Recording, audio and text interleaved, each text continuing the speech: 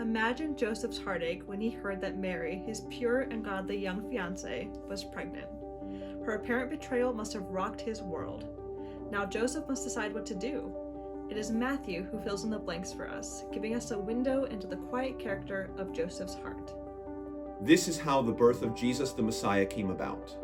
His mother Mary was pledged to be married to Joseph, but before they came together, she was found to be pregnant through the Holy Spirit. Because Joseph, her husband, was faithful to the law, and yet did not want to expose her to public disgrace, he had in mind to divorce her quietly. Instead of revenge or retribution, Joseph looked for ways to protect Mary while still obeying the law of Moses. As Joseph was wrestling with his dilemma and apparently deciding to end the betrothal quietly, he received a special message from the same messenger that had previously paid a call on Mary.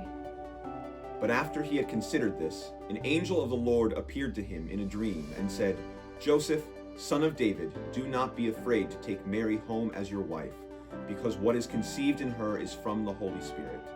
She will give birth to a son, and you are to give him the name Jesus, because he will save people from their sins." All this took place to fulfill what the Lord had said through the prophet. The virgin will conceive and give birth to a son, and they will call him Emmanuel, which means God with us.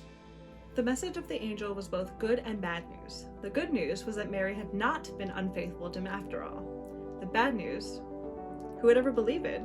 How could he explain to friends and family the true nature of Mary's pregnancy?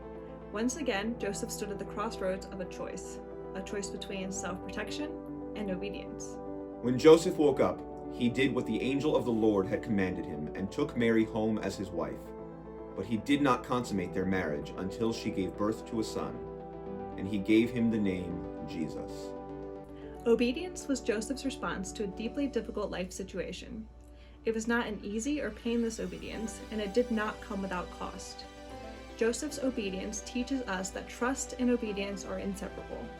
If we do not first trust God, we will never surrender our choices and destinies to His purposes. And if we do not obey God, we will never see the great and humbling things He wishes to accomplish in and through our lives.